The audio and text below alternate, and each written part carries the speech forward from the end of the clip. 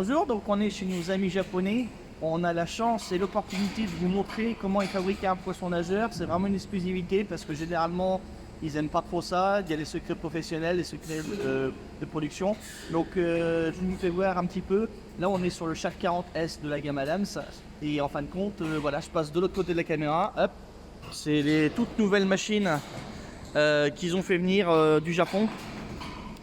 Qui sont dans la nouvelle usine. Donc vous voyez, tout est encore tout neuf. Et on est sur le Shark 40S qui est en train d'être injecté.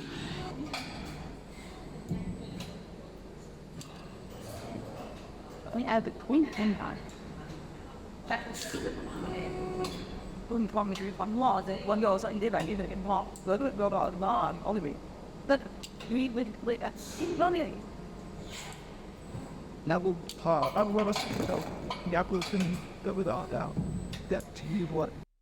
Donc à la fin de l'injection, on se retrouve à avoir deux coques, partie droite et partie gauche. Donc là j'ai la partie gauche qui vont être assemblées. On va vous montrer ça après, un petit peu plus haut dans les étages supérieurs. Nous sommes toujours chez les Japonais. On va remonter dans les étages supérieurs pour vous montrer comment s'assemble et puis comment ils finissent un poisson nageur. Par contre, on est obligé, parce qu'on est chez les Japonais, de mettre des surprotections de chaussures, un petit peu comme à l'hôpital, parce qu'ils veulent rester sur une qualité d'hygiène et de propreté vraiment très importante.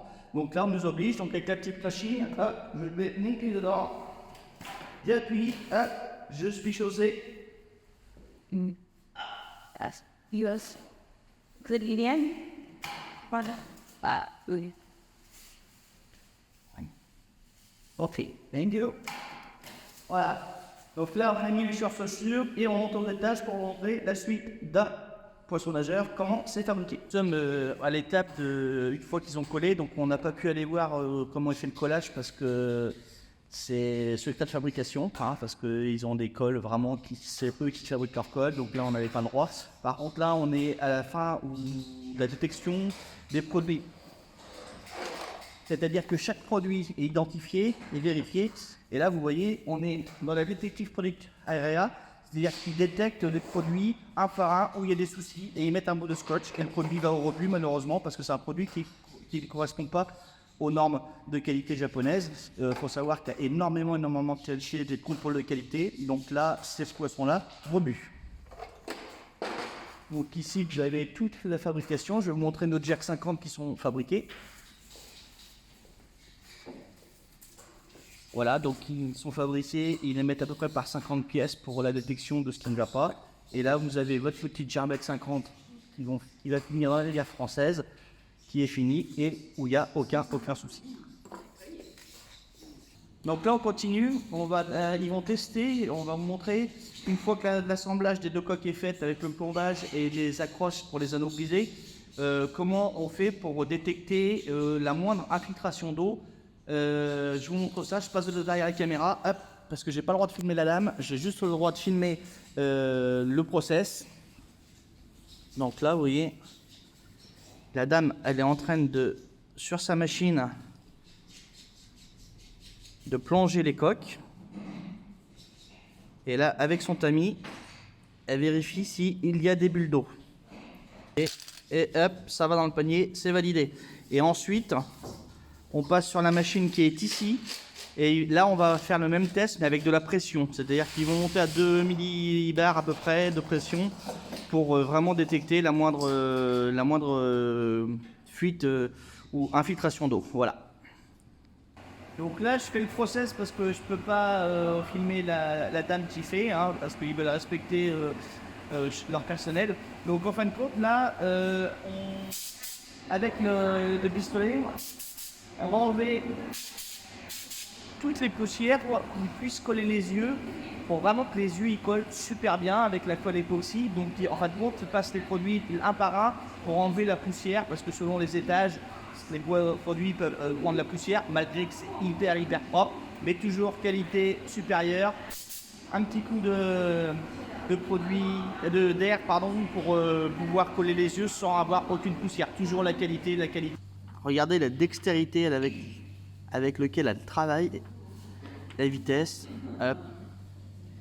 Donc les plaques, hop, les yeux sont collés. Voilà, hop, je la filme pas. Vous voyez, hop, on vient de donner vie, effectivement. Hein, quand vous avez l'œil qui est sur le produit, bah forcément, ça fait le plus. Voilà, donc là, on vient de coller les yeux. Donc les yeux hein, sont sur des petites planches comme ça. Elle a son petit accessoire et elle vient coller les yeux. Donc là, c'est pareil. Donc là, nous sommes sur je dirais la partie qui me plaît le plus, c'est la partie peinture. Donc là, c'est pareil, dextérité oblige. Ils travaillent tous à l'aérographe, hein, c'est pas du pistolet. Voilà, donc généralement, la première couche est faite avec un après, pour bien que les couleurs et les peintures tiennent. Et ensuite, ils font tout à l'aérographe. Donc là, c'est pareil. Pas le droit de filmer la personne, on va filmer sa dextérité et l'aérographe pour vous expliquer comment on arrive à faire les masques et pour avoir des qualités de produits qui sont quand même super aujourd'hui réalistes. Donc je vous montre ça, les illustrés. Donc là, par exemple, je ne sais pas si vous voyez, mais j'ai pas le droit trop d'approcher. On a le produit qui est fait en 3D, qui est fait dans une sac de cuivre. On a percé les trous pour faire les coins. Et ensuite, elle va passer l'aérographe. Je passe derrière la caméra et je vous montre comment elle fait.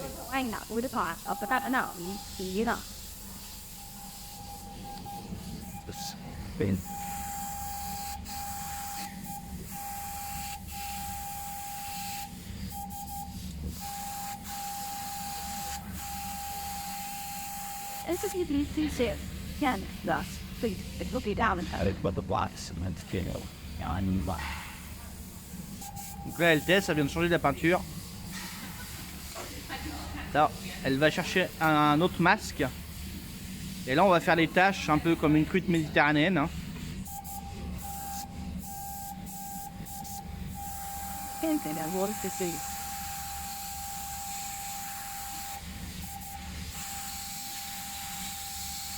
Donc, selon la pression et selon le flux d'air qu'elle envoie, bah, on a une tâche plus ou moins prononcée. Voilà, hop, donc là on a fait une tâche vraiment très légère, très light. Nice, ok.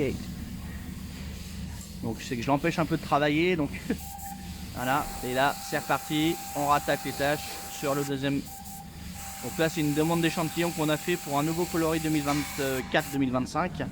Donc là je laisse finir de travailler et hop, on vous montrera les produits dans le nouveau catalogue. Donc voilà hein, le produit. Donc vous voyez, hop, elle repasse de couleur, elle change sa couleur, elle nettoie. Enfin voilà, c'est encore vraiment hyper propre.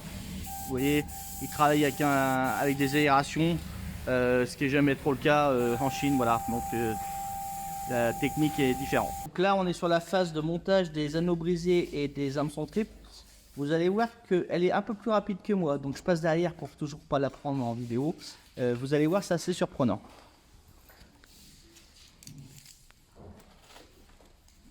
Donc là, c'est parti. Hop, elle prend son poisson nageur, son anneau déjà prêt. Tac, hop, l'anneau brisé, le trip, c'est parti. Hop.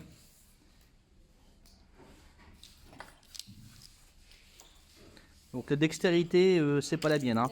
Ah, c'est loupé. Je pense que c'est la caméra qui la perturbe. Voilà. Et le poisson nageur, it's okay. This one. Voilà. Donc vous avez vu, elle a mis à peu près 30 secondes, à peine donc 15 secondes par hameçon. Hop, c'est parti. Hop. Ouais, 15 secondes et encore je suis large. Voilà. Hop. Et voilà, le poisson nageur est monté. Donc elle va beaucoup plus vite que moi.